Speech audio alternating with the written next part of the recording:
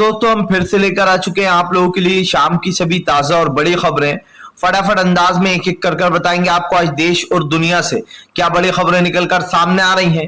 लेकिन उससे पहले दोस्तों एक नजर डाल लेते हैं सुर्खियों पर। नुपुर शर्मा के खिलाफ मुंबई में, जी हाँ, महाराष्ट्र में दोस्तों मुस्लिम समुदाय उतरा सड़कों पर, पीसफुली किया प्रोटेस्ट। जी हाँ, पूरी दुनिया देखती रह गई, इसके बारे में आपको बताएंगे। वहीं पर अगली बिग ब्रेकिंग में हम आपको बताएंगे दोस्तों, Rahul Gandhi national harass case में आज होंगे ईडी के सामने पेश। राहुल गांधी ने बोली कई बड़ी बातें। वहीं पर अगली बड़ी खबर में हम आपको बताएंगे दोस्तों, आज नुपुर शर्मा के खिलाफ जी भयंकर बगावत दिखाई दे रही। दरअसल मुसलमानों ने ऐलान कर दिया है कि फिलहाल पीसफुली और शांतिपूर्ण ढंग से प्रोटेस्ट करें, क्योंकि ऐसे लोगों को सजा दिलाना बहुत ज्यादा जरूरी है। इसके बारे में भी आपको बताएंगे। वहीं पर अगली बड़ी खबर में हम आपको बताएंगे दोस्तों, जावेद पंप, जी हां, जावेद साहब के घर पर बुलडोजर चलाकर फंस गई योगी सरकार, कानून की उड़ा डाली धज्जियां, इसके बारे में आपको बताएंगे। वहीं पर दोस्तों आज कांग्रेस कर रही है पूरे देश भर में, जी हां दोस्तों, विरोध प्रदर्शन। राहुल गांधी और सोनिया गांधी को ईडी का नोटिस तलब करने के बाद आज हो रहा है शक्ति प्रदर्शन। वहीं पर अगले बड़े खबर में हम आपको बताएंगे दोस्तों, जी दरअसल आपको बता दें मुस्लिम देश डालेंगे दबाव। दरअसल मुस्लिम देशों के पास योगी आदित्यनाथ का वीडियो भी अब भेजा जा रहा है। बताया जा रहा है जल्दी ही दोस्तों अरब और बाकी मुस्लिम देश इस पर एक्शन ले सकते हैं। वहीं पर अगली बड़ी खबर में हम आपको बताएंगे दोस्तों, यूएन ने लगाई भारत को जी फटकार। दरअसल आपको बता दें यूएन ने अब जो इस मामले में संज्ञान लिया, जिस तरीके से पैगंबर मोहम्मद साहब पर बीजेपी के दो प्रवक्ताओं ने अभद्र टिप्पणी की है, इसके बारे में भी आपको बताएंगे। वहीं पर दोस्तों अखिलेश यादव का बीजेपी के ऊपर बड़ा हमला। बोले जब पुलिस कस्टडी में ही लोगों की मौतें होने लगे, जब पुलिस कानून को अपने हाथ में लेने लगे, तो फिर क्या कहा जा सकता है। जी अखिलेश ने जमकर धोया है, इसके बारे में आपको बताएंगे। वहीं पर अगले बिग ब्रेकिंग में हम आपको बताएंगे दोस्तों, जी दरअसल आपको बता दें बीजेपी को बड़ा झटका लगता हुआ नजर आ रहा है दोस्तों। जी दरअसल आपको बता दें ममता बनर्जी ने मोदी सरकार पर हमला बोल दिया। बोले अब तक दोनों जेल में क्यों नहीं। जी अब तो दीदी भी सवाल कर रही है बीजेपी से, इसके बारे में भी आपको बताएंगे। तो सारी खबरें फटाफट अंदाज में एक एक कर देंगे। फिलहाल चलिए बढ़ते हैं सबसे पहली और सबसे बड़ी खबर की ओर। दरअसल दोस्तों आपको बता दें नुपुर वाले मामले में घिरी भारतीय जनता पार्टी। महाराष्ट्र में दोस्तों आपको बता दें मुस्लिम समुदाय का भयंकर प्रदर्शन। दरअसल दोस्तों आपको बता दें जो लोग कह रहे थे कि मुसलमान प्रदर्शन के साथ साथ जो है जानबूझकर हिंसा फैला रहा है, उन लोगों के मुंह पर ताले लग गए। आपको बता दें दोस्तों कल महाराष्ट्र में बड़े पैमाने पर नुपुर को लेकर हंगामा हुआ है।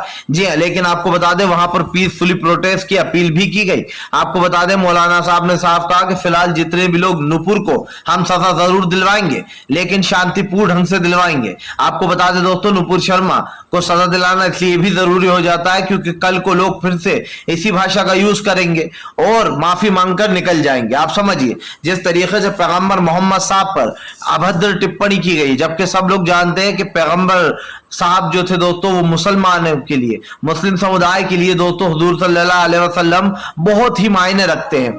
लेकिन दोस्तों उसके बावजूद भी पैगंबर मोहम्मद साहब पर इस तरीके की अभद्र टिप्पणी करना ये अपने आप में दोस्तों एक बहुत ही गंदी चीज बोल सकते हैं इसको, कि किसी राजनीति के लिए आप किसी के धर्म को अपमानित कर रहा हो। अगर दोस्तों यही काम किसी मुस्लिम ने किया होता और हिंदू धर्म के बारे में कुछ उल्टा सीधा बोल दिया होता तो आप समझिए अब तक वो जेल में पड़ा होता, 8-10 दिन के लिए तो जाता ही। अगर आपको याद नहीं आ रहा है तो मैं किस्सा याद दिला देता हूं, याद कीजिए मुनव्वर फारूकी। जी हां, मुनव्वर फारूकी के ऊपर यह आरोप लगाया गया था कि मुनव्वर फारूकी ने देवी देवताओं का मजाक उड़ाया है, जबकि दोस्तों जब वीडियो देखा गया तो असल में मुनव्वर फारूकी ने ऐसा कुछ कहा ही नहीं था देवी देवताओं के बारे में। और उसके बावजूद भी मुनव्वर फारूकी के ऊपर झूठी धाराएं लगाई गई, उनको कम से कम दोस्तों 8-10 दिन जेल में रखा गया और उसके बाद मुनव्वर फारूकी की बेल हुई। तो दोस्तों जो लोग आज ये कह रहे हैं कि भाई नुपुर की ही गिरफ्तारी क्यों, नुपुर की गिरफ्तारी मुसलमान क्यों चाहते हैं, आखिर इसके पीछे क्या साजिश है। आप समझिए एक महिला मुस्लिम समुदाय को चुनौतियां दे रही है, हुजूर के बारे में उल्टी सीधी बातें बोल रही है जो है यहाँ पर प्रॉफिट मोहम्मद के बारे में, और उसके बाद दोस्तों मुनव्वर फारूकी गिरफ्तार हो जाता है सिर्फ एक नेता के लड़के की एफआईआर पर, जबकि उसने झूठी एफआईआर की थी।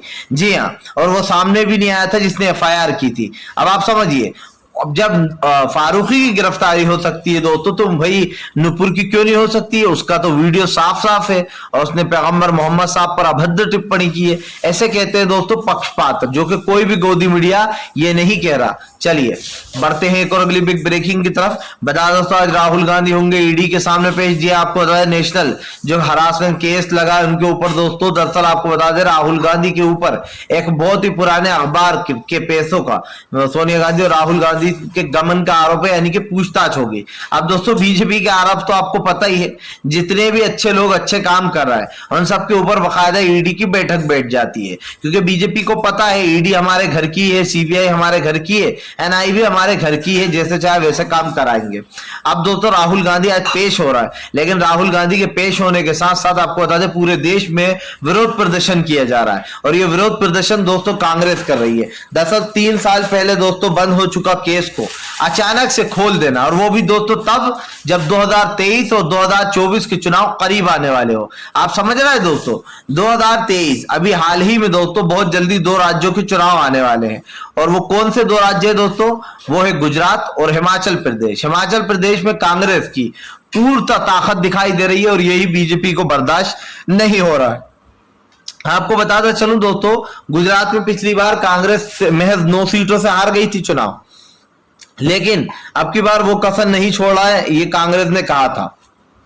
अब यहां पर 2 सवाल खड़े हो जाते हैं दोस्तों। पहला तो ये कि 3 साल पहले जो केस बंद हो चुका है उसको खोलना एक साजिश है। आप समझिए, जानबूझकर राहुल गांधी और सोनिया गांधी को घेरने के लिए अब भाजपा इस तरीके का दोस्तों षड्यंत्र रचती हुई नजर आ रही है। अगर दूसरी बात देखी जाए दोस्तों, तो प्रधानमंत्री नरेंद्र मोदी कांग्रेस से सबसे ज्यादा डरते हैं। जी हां, इसलिए डरते हैं क्योंकि उनको पता है कि अगर बीजेपी को कोई हरा सकता है तो वो सिर्फ कांग्रेस है। अब भाई राहुल गांधी की इमेज तो पहले ही बिगाड़ दी है इन्होंने, लेकिन अब जब इनको लगा कि राहुल गांधी की इमेज तो बिल्कुल सही होती चली जा रही है, इसको और कैसा डैमेज किया जाए, तो अब ईडी का ही आरोप लगा दो, गमन का ही आरोप लगा दो।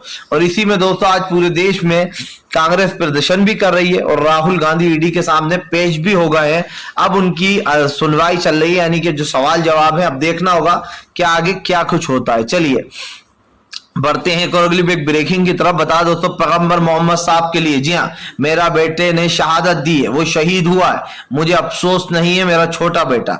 दरअसल दोस्तों आपको बता दें 16 साल का बच्चा रांची में जिस तरीके से दोस्तों मारा गया, वो जो है यहाँ पर सिर्फ नारा लगा रहा था, ना ही वो कोई पत्थर फेंक रहा था, ना ही दोस्तों वो पत्थरबाजी कर रहा था, और उसके बावजूद भी पुलिस ने बाकायदा निशाना लगाकर उस बच्चे को गोली मार दी। आप समझिए, सामने निशाना लगाया गया लोगों को। भाई ये डराने का कौन सा तरीका है? जाहिर सी बात है, अगर आप सामने बंदूक कर कर गोली चलाओगे तो किसी एक को तो वो गोली लगेगी और वो मारा जाएगा। तो दोस्तों मैंने तो हमेशा ये देखा है कि भैया या तो गोली चलाई जाती है तो हवा में चलाई जाती है डराने के लिए, या फिर दोस्तों वाटर कैनन और आंसू गैस के गोलों का सहारा लिया जाता है। लेकिन अफसोस की बात यह है कि रांची में बकायदा पुलिस वाले सामने से गोलियां चला रहा है, जिसमें से दोस्तों 2 लोगों को वो गोलियां लग गई और दोनों के दोनों मारे गए।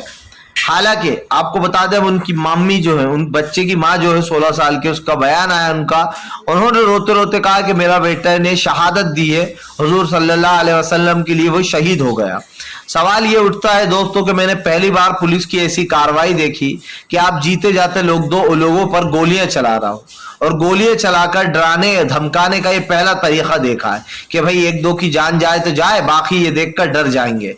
दोस्तों सवाल ये भी उठता है कि आज देश में जिस तरीके की चीजें हो रही हैं ये नहीं होना चाहिए। दोस्तों ये देश आपका है, हमारा है, हम सब लोगों का देश है, और इसको शांतिपूर्ण ढंग से हैंडल करना चाहिए। देखिए दोस्तों, विरोध करने के कई तरीके होते हैं। एक तरीका होता है कि आप रोष में आ जाओ, गुस्से में आ जाओ, पत्थरबाजी करो, लठबाजी करो। यह तरीका सरासर गलत है, क्योंकि दोस्तों आप समझिए इसमें नुकसान दोनों का ही है, देश का भी है और आपका तो सबसे ज्यादा है। आपके पीछे आपका परिवार है। आपको समझना होगा दोस्तों कि फिलहाल जो ये आप पत्थरबाजी होती है इससे आप लोगों को दूर रहना।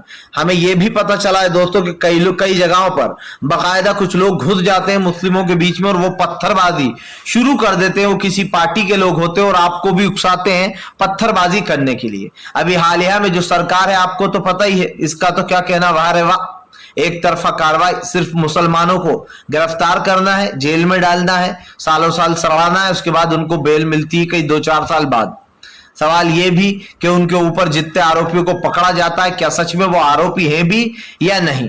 जी हाँ, क्योंकि आज की जो पुलिस है वो तो भैया खुद ही अदालत बन गई, अब अदालतों की जरूरत ही नहीं है। ये लोग खुद ही गिरफ्तार करते हैं, खुद ही फैसला करते हैं, खुद ही जो है यहाँ पर घर ढहा देते हैं। ऐसा लगता है कि अब तो अदालतों को, आप समझिए दोस्तों, ये हमारे लिए शर्म की बात है कि अब अदालतें जो है सिर्फ भारत की नाम के लिए रह गई हैं। जी हाँ, क्योंकि भैया सारी कार्रवाई तो ये सरकारें ही कर रही हैं, तो फिर अदालतों की क्या ही जरूरत है। फिलहाल चलिए बढ़ते हैं एक और अगली ब्रेकिंग की तरफ। बता दोस्तों अगली जो बड़ी खबर निकल कर आ रही है, अखिलेश यादव ने बीजेपी पर निकाली भड़ास। बोले फिलहाल बीजेपी की क्या सरकार है, बीजेपी के यानी कि जो बीजेपी के अंडर में जो पुलिस काम कर रही है दोस्तों, उसके ऊपर अब अखिलेश ने सवाल उठा दिए। दरअसल अखिलेश यादव ने एक ट्वीट कर दोस्तों योगी आदित्यनाथ पर जमकर तंज कसा। अखिलेश ने कहा कि उत्तर प्रदेश की पुलिस के क्या कहने, कस्टडी में बाकायदा आरोपियों की मौत हो जाती है, पुलिस कस्टडी में बाकायदा पुलिस आरोपियों को जमकर पीटती है, कानून अपने हाथ में लेती है। आखिरकार ये लोकतंत्र का कौन सा हिस्सा है, कौन सा पार्टीशन है जो हमें पता नहीं है। आप समझिए दोस्तों, अखिलेश यादव ने 2 मिनट में बीजेपी की धज्जियां उड़ा दी। अखिलेश यादव की जो बातें हैं दोस्तों वो समझना होंगी कि आज की जो उत्तर प्रदेश की पुलिस है दोस्तों, उसको लगता है कि हम ही सब कुछ है, हमें कानून है, हम ही अदालत है, हम ही फैसला करेंगे। आप समझिए दोस्तों, जिन लोगों को गिरफ्तार किया जाता है, अगर आपको लगता है कि यही मास्टरमाइंड है या यही वो लोग हैं उपद्रवी कर्मी जिन्होंने ये उपद्रव फैलाया है, तो आपको उनके ऊपर कार्रवाई करने का बिल्कुल हक है, पूरा हक है, उनको सजा दिलाने का भी हक है। लेकिन दोस्तों जब तक किसी के ऊपर दोस्तों कोई गुनाह साबित नहीं हो जाता, जब तक दोनों पक्ष के बीच में बहस नहीं हो जाती, तब तक आप किसी को गुनहगार साबित नहीं कर सकते, ना ही आप किसी को गुनहगार कह सकते हो। देखिए दोस्तों, कानून और जो लॉ है वो यही कहता है कि जब तक इंसान जब तक सबूत पेश ना हो जाए, जब तक कि ये साबित ना हो जाए कि ये इंसान आरोपी है, तब तक आप किसी को आरोपी भी नहीं कह सकते दोस्तों। आप समझिए, आरोपी तो कह सकते हैं हालांकि, लेकिन आप उसको पूरा का पूरा ये नहीं कह सकते कि यही जो है वो था और इसने ही ये किया है। तो फिर तो दोस्तों अदालतों की कोई जरूरत ही नहीं रह जाएगी। अदालतें इसीलिए तो बनाई गई हैं क्योंकि ये आप भी जानते हैं दोस्तों कि आजकल तो भैया कई लोगों को पैसे लेकर भी फंसा दिया जाता है। अगर ऐसे ही कानून चलने लगे तो ऐसे तो हर कोई किसी के ऊपर आरोप लगा दे और उस बेचारे को जेल हो जाए और वो जिंदगी वहीं पर काटे। तो दोस्तों जो दिखाई दे रहा है उसके ऊपर कई सवाल उठ रहे हैं। अखिलेश यादव की ही बात नहीं है कि अखिलेश विपक्ष के नेता है इसलिए ये बात बोल रहे हैं, पूरी दुनिया ये बात बोल रही है। वो वीडियो जो बीजेपी का नेता जो कि योगी आदित्यनाथ का सलाहकार माना जाता है, उसने जब वो वीडियो पोस्ट किया जिसमें दोस्तों आप समझिए उन लड़कों को बंद कर पीटा जा रहा है, बुरी तरीके से लठ मारे जा रहे हैं, उसको देखकर बहुत ही दिल दुखा। देखिए अगर कोई आरोपी है दोस्तों तब भी उसको मारने का आदेश नहीं है। पहले आपको बता दें कई मौतें हो जाया करती थी मारपीट में, जिसके बाद यह कानून लाया गया कि अब आरोपियों को मारा पीटा नहीं जाया करेगा बेदर्दी से, जिसके बाद दोस्तों ये कानून लागू हुआ था। लेकिन आप समझिए आज तो धज्जियां उड़ाई जा रही हैं हर कानून की। अब कानून बचा है या नहीं ये तो आप और हम डिसाइड कर नहीं सकते, अदालतें ही करेंगी। आज जरूरत है कि अदालतों को आगे आना चाहिए और कहना चाहिए कि आप लोगों का बुलडोजर ना चले। फिलहाल चलिए बढ़ते हैं एक और अगली ब्रेकिंग की तरफ। बता दोस्तों अगली जो बड़ी खबर निकल कर आ रही है, दरअसल दोस्तों आपका ममता बनर्जी ने साधा मोदी सरकार पर निशाना। बोले फिलहाल पैगंबर की बेअदबी करने वाले, पैगंबर की आप समझिए दोस्तों बदतमीजी करने वाले लोग अब तक बाहर क्यों, दीदी ने बीजेपी से सवाल दाग दिया। दरअसल दोस्तों ममता बनर्जी का कहना है कि जिन लोगों ने पैगंबर की जो है यहाँ पर बेअदबी की वो दोनों के दोनों अभी तक बाहर घूम रहा है। आखिरकार बीजेपी का ये सहारा क्यों मिल रहा है उनको दोस्तों, ये सबसे बड़ा सवाल है। आप समझिए दोस्तों सारे खाड़ी देश जितने भी मुस्लिम कंट्रीज हैं दोस्तों वो बीजेपी के खिलाफ हो चुकी हैं, और इसलिए हो चुकी है दोस्तों क्योंकि बीजेपी भारत में जिस तरीके से एक समुदाय को टारगेट कर रही है जो है यहाँ पर, उसको लेकर कई सवाल खड़े हो गए हैं। यहाँ पर 2 सवाल है जो मैं दोनों आपको सामने रखना चाहता हूँ। पहला तो दोस्तों कि अब ज्ञान व्यापी और सिंगार गौरी मंदिर का जो मुद्दा था आप देखिए वो दबा दिया गया, बिल्कुल दब गया। जब से बाहर के देशों ने आवाज उठाई तब से इस मामले को अभी ठंडे बस्ते में डाल दिया। लेकिन ये सोचने गलती मत कीजिएगा कि ये मामला जो है वो अब रफा दफा हो गया। दरअसल ये मामला फिर उठेगा। कब उठेगा दोस्तों? अब जब ये मामला ठंडा हो जाएगा और जब बीजेपी को लगेगा कि चलो अब चुनाव करीब आ रहे हैं, अब फिर से एक बार इस मामले को तुल दिया जाए तो वापिस से दोस्तों ज्ञानव्यापी मस्जिद पर बहस होने लगेगी, सारे पक्ष उठकर आ जाएंगे, फिर से डिबेटें होने लगेंगी। दो मौलानाओं को, भाड़े के मौलानाओं को इधर बिठाया जाएगा, दो भाड़े के पंडितों को उधर बिठा दिया जाएगा और आपस में कुत्ते बिल्ली की तरह लड़ाई करवाई जाएगी। देखा जाएगा कि कौन भारी पड़ता है, ये पंडित या ये मौलाना, आप समझिए। और इनको कहां से लाया जाता है? 10-10 हजार रुपए की घूस देकर। ये समझ में नहीं आता है। समझ में ये भी नहीं आता है कि सरकार को सब कुछ दिखाई देता है कि इस डिबेटों में जहरीले बोल बोले जाते हैं और जानबूझकर उपद्रव मचाने के लिए बोले जाते हैं, उकसाने के लिए बोले जाते हैं, और उसके बाद भी लाइव डिबेट पर कोई रोक नहीं। अफसोस की बात यह भी कि सुप्रीम कोर्ट और हाई कोर्ट टिप्पणी तो करता है लेकिन इसके ऊपर कोई कानून नहीं बनाता। और जब तक हाई कोर्ट और सुप्रीम कोर्ट कोई कानून इस लाइव डिबेटों पर नहीं बनाएंगे, एक अंकुश नहीं लगाएंगे, तब तक ये नाटक ऐसे ही चलता रहेगा। सिंपल सी बात है, हाई कोर्ट और सुप्रीम कोर्ट के ये कह देने से कि आपकी पत्रकारिता की वजह से कई जगहों पर दंगे फैल रहे हैं, आप गलत न्यूज़ें चला रहा हो, उसके बाद भी क्या असर पड़ता है दोस्तों इस मीडिया पर? नहीं पड़ता है। आप देखिए अभी एक खबर चलाई गई जिसमें यह दावा किया गया कि 55 जो मुसलमान थे उन्होंने हिंदू धर्म अपना लिया है और वो वापस से अपने पुराने धर्म में लौट आए हैं। जब सच्चाई का पता चला तो कल भी मैंने आपको बताया कि दरअसल वो लोग हिंदू ही धर्म के लोग थे दोस्तों, जिनको कुछ अंधभक्त खुश होकर ये बताने की कोशिश कर रहे थे कि मुसलमानों ने धर्म परिवर्तन कर लिया। जब हमने इसकी सच्चाई को जाना, जब हमने इसको फैक्ट चेक किया, तब हमें पता चला कि दरअसल वो लोग हिंदू ही थे पहले से। और दोस्तों वो मुस्लिम भेष लेकर जो यहाँ पर बाबा की दरगाहों पर पैसे मांगने जाया करते थे। उन्होंने खुद कहा कि दरअसल वो कई बाबाओं की दरगाह पर उन्होंने पैसे मांगे हैं। उन्होंने अपना नाम भी बदला, मुसलमान नाम रख लिया पैसे मांगने के लिए। और उसके बाद उन्होंने कहा कि हम हालांकि आज तक किसी मस्जिद में नहीं गए, सिर्फ बाबा की दरगाहों पर ही गए हैं। तो आप समझ सकते हैं दोस्तों, जो लोग कह रहे थे कि रामराज आ गया है, उनको आंखें खोलकर ये देख लेना चाहिए कि भैया वो मुसलमान नहीं, वो हिंदू ही थे। फिलहाल चलिए बढ़ते हैं एक और अगली बिग ब्रेकिंग की तरफ। बता दोस्तों अगली जो बड़ी खबर निकल कर रही है, दरअसल दोस्तों आपका बीजेपी को बड़ा झटका, पूरी कांग्रेस उतरी सड़कों पर। दरअसल दोस्तों राहुल गांधी के सपोर्ट में आज पूरी कांग्रेस सड़कों पर दिखाई दे रही है। आपको बता दोस्तों विरोध प्रदर्शन में भारतीय जनता पार्टी की धज्जियां उड़ाते हुए नजर आ रहे हैं रणदीप सुरजेवाला ने बीजेपी के ऊपर हमला बोलते हुए कहा कि आज लोकतंत्र का चीलहरण हो रहा है, मोदी सरकार लोकतंत्र की हत्या करने में लग गई। रणदीप सुरजेवाला ने कहा कि बीजेपी को सब कुछ दिखाई देता है लेकिन बीजेपी आंख से अंधी हो चुकी है। आप समझिए दोस्तों, इन चीजों को झुटलाया नहीं जा सकता कि आज जो देश का माहौल है और उसकी जिम्मेदार बीजेपी है। अगर बीजेपी ये कहती है कि हम तो सही है, हमने तो कुछ नहीं किया, तो फिर सोचिए दोस्तों इनसे बड़ा झूठा आपको कहीं दिखाई नहीं देगा। आज जो देश का माहौल है, आज जो देश की स्थिति है और उसकी जिम्मेदार कौन सी पार्टी है? आप लोगों के घर पर दोस्तों बुलडोजर से चला देते हो, लेकिन अफसोस की बात यह है कि आप सच्चाई और सही डिसीजन नहीं ले पाते। इसीलिए दोस्तों बीजेपी के खिलाफ राहुल गांधी और पूरी कांग्रेस सड़कों पर उतर गई है।